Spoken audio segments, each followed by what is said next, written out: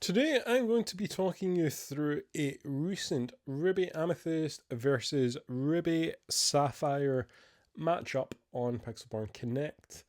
Ruby Sapphire is very much a control deck. This one particularly used a lot of item cards, and that was a lot of the sort of main functions in this deck was around getting as many items out as possible, getting out Tamatoa, Lucky Dime, and sealing off the match within just a turn or two with that combination. A very, very dangerous deck.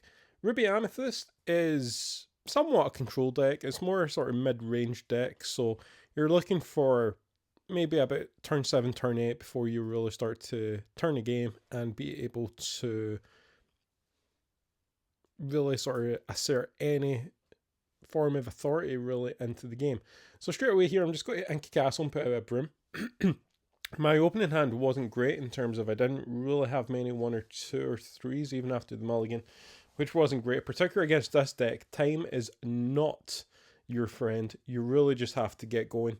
And I guess in previous set, that's what Flynn for Enemy was really good for, is that it would get you 3 lower at the start of every turn, provided you had the character with the highest attack. This is no longer the case because Flynn is no longer in this deck, which does make this matchup a little bit more challenging.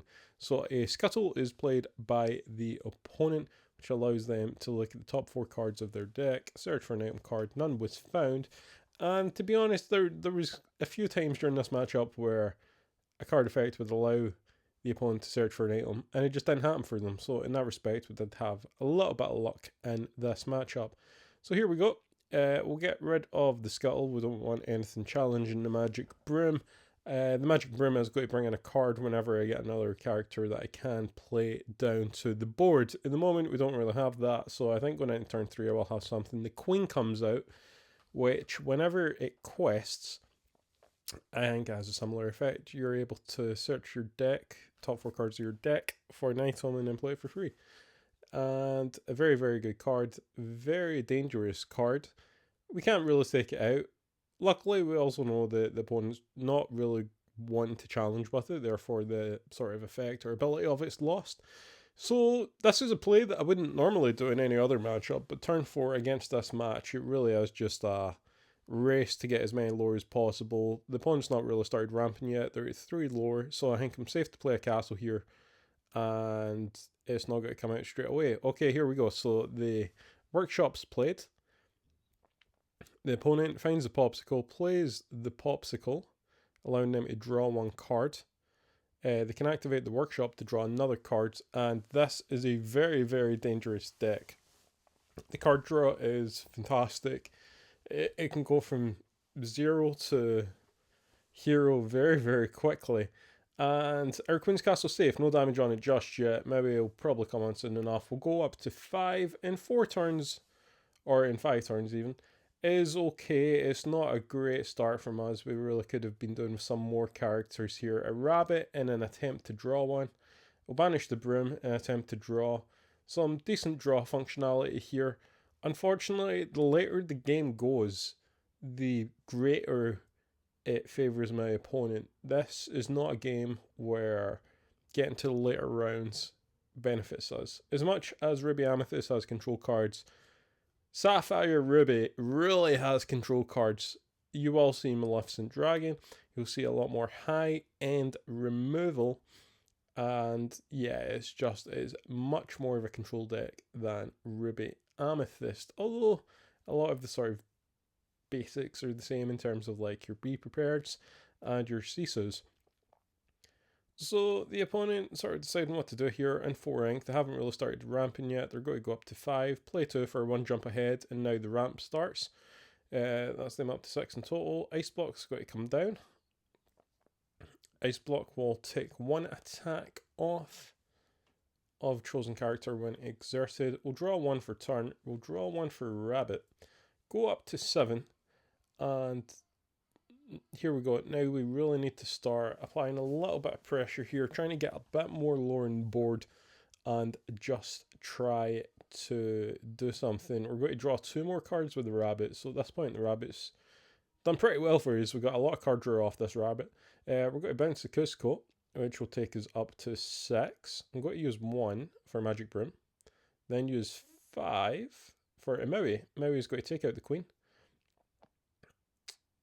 And yes, I do indeed then banish the Broom that was just played to draw another card. So, board looking okay for us at the moment. You can never take anything for granted against a Ruby Sapphire deck. They're just far, far too quick. Quite possible the opponent could have had to be prepared to get rid of the board, and then obviously the castle remains. They get the Ruby Chromicon there, so with one swing of a Maui in their next turn, they could take that out. These can change very, very quickly. If you look at the item count as well of the opponent right now, it's up to 3 items.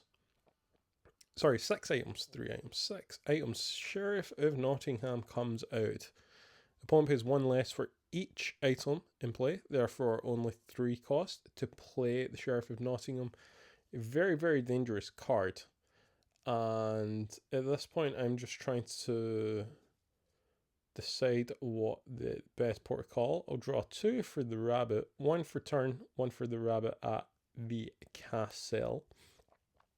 We're up to 9, so we're almost halfway there. Turn 6, which is being fairly slow for us. Card draw has been pretty decent. At this point, I thought the opponent was going away, so I just sort of paused, but it turns out I think they were just grabbing their iPad. I think they have their deck list on their iPad, so yeah, we're just kind of having a conversation about item cards and stuff like that while the match is going on, and also when the match finished. So we're going to go up to 7 here. I'm going to quest for 1 with the rabbit to go to 10. I'm going to use 2 to bounce the rabbit to draw another card. So Merlin Rabbit really did get us a lot of card draw there, which is really, really nice.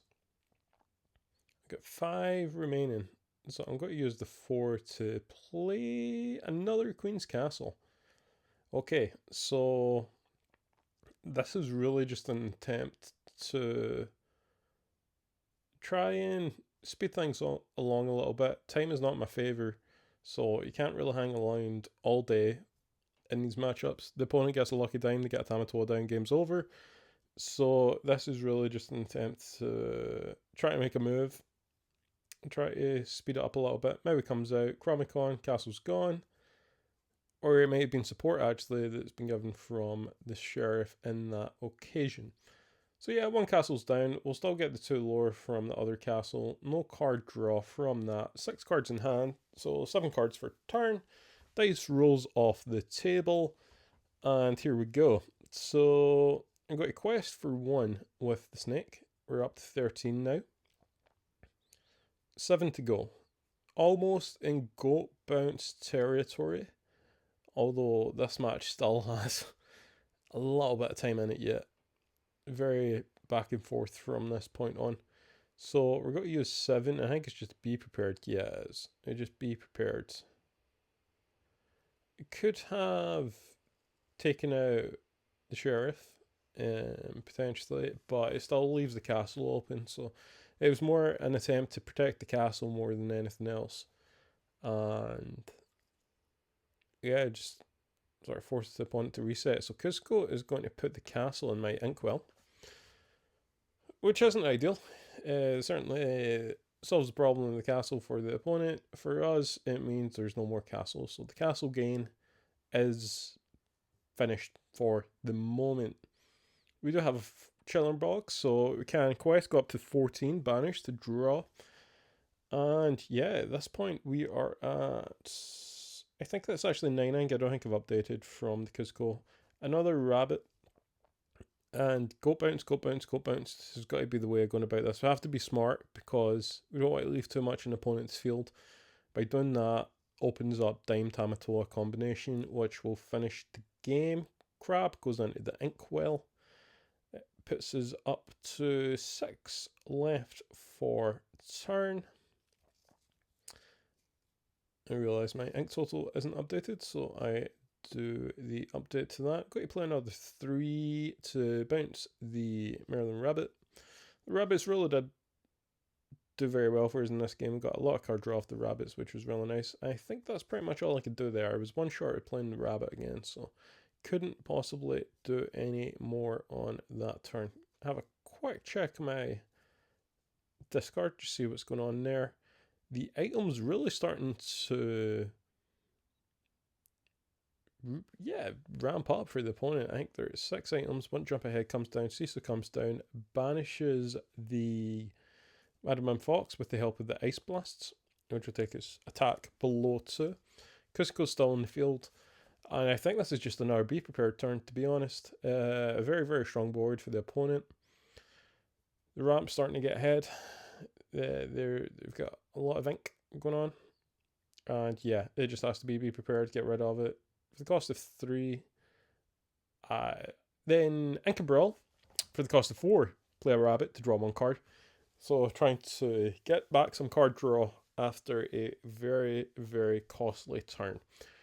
Our hand count is still at 6. So still got 6 cards in hand, which is quite nice. Card draw wasn't really an issue in this game, which was nice.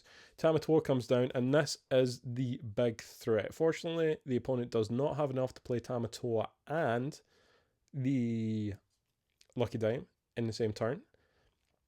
That wouldn't be enough. It would take 2 turns with Tamatoa, so they could quest to finish the game off. But this Tamatoa has to go. There's no way it can stay in the field. And speaking to the opponent after the game, they did actually have Lucky Dime in hand at this point. So had the Tamatoa not left on this turn, it very much would have been game over.